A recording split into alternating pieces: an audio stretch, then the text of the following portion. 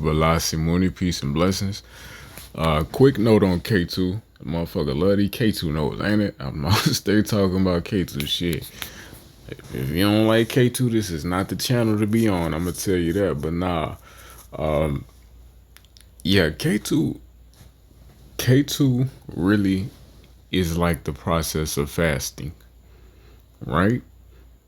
So when it comes to, really getting in your bag of fasting, you know what I'm saying? Really doing the detox, really going the alkaline Sabi way, staying away for the almonds, because you can't eat no fucking almonds, right? Sabi will beat the dog shit out your ass if he catch you eating some almonds. But when it comes to really getting deep into the the fasting journey, letting go the Whataburger, quitting the McDonald's, letting go, detaching from the Zaxby's, right?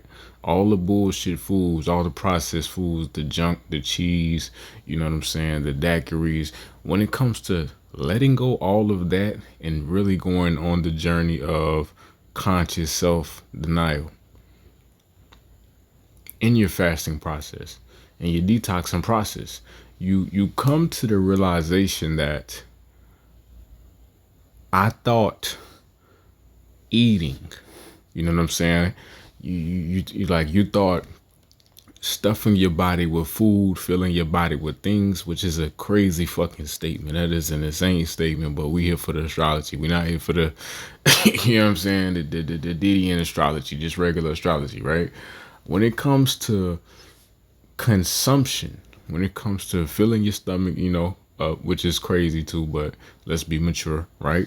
When it comes to feeding yourself, you thought that was the way of fulfillment. You thought that was satisfaction. You thought the 22-piece lemon pepper, you know what I'm saying, the Cajun fry, you know what I'm saying? You thought that was the satisfaction. That was the you know what I'm saying, finger licking good, all that shit, right? But you've come to realize through your journey of fasting, through your journey of self-denial, through your journey of, releasing all the non-Sabi approved foods, right?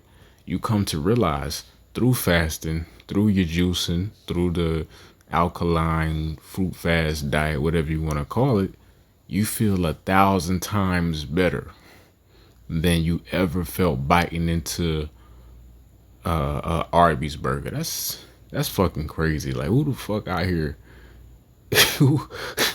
Like, what group of niggas is out here keeping Arby's open or biting into Arby's burgers and feeling satisfaction? That's insane. But that's another topic, right? You so you realize the McDonald's, the KFC, the Burger King, it never brought you this much satisfaction as the level of satisfaction that you get from the kale juice or the sea moss or nothing. You know what I'm saying? Just dry fasting and fasting off of the air. You know what I'm saying? Lemon water. You realize through less attachments, through intaking less, through intaking more sattvic quality, right? That your being is satisfied on a level so much deeper than it ever could have been by a pack of Pop Tarts, or you know what I'm saying, a 2 gallon, a 2 liter motherfucking sweet tea, or you know what I'm saying, whatever you want to call it, right? And that's really what K2 is about. That's what K2 showcases.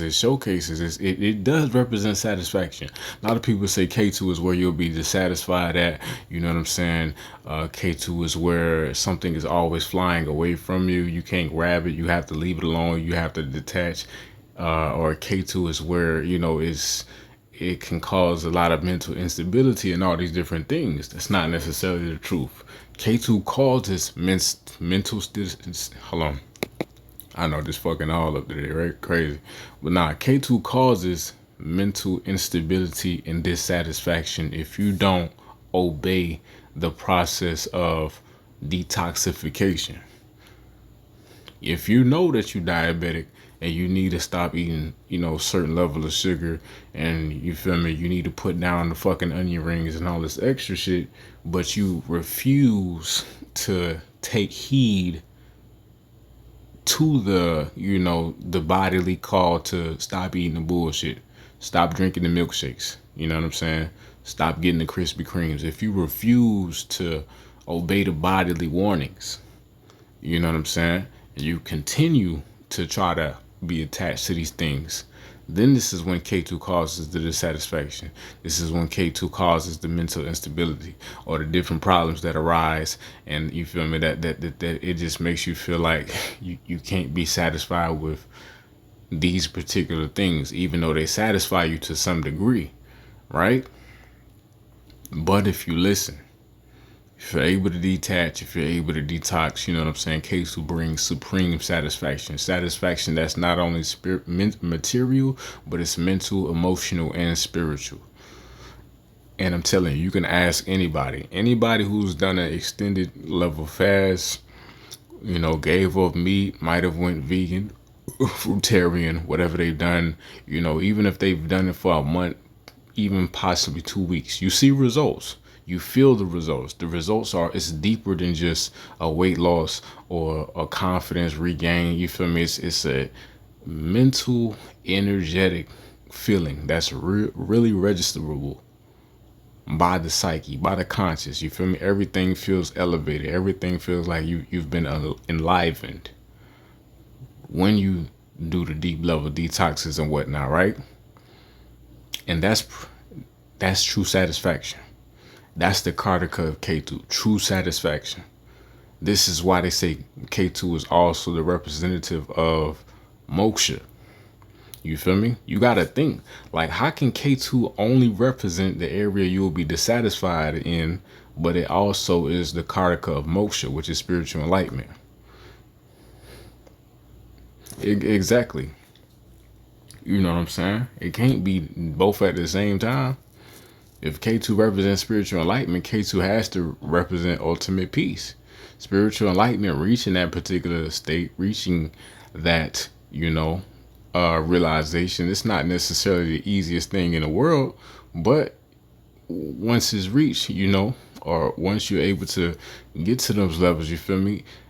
All of the weights of the world, as it says in the Bible, are released. It's dropped. So, you know what I'm saying? It's just a quick note on Ketu. It's really like the process of fasting. Velocity.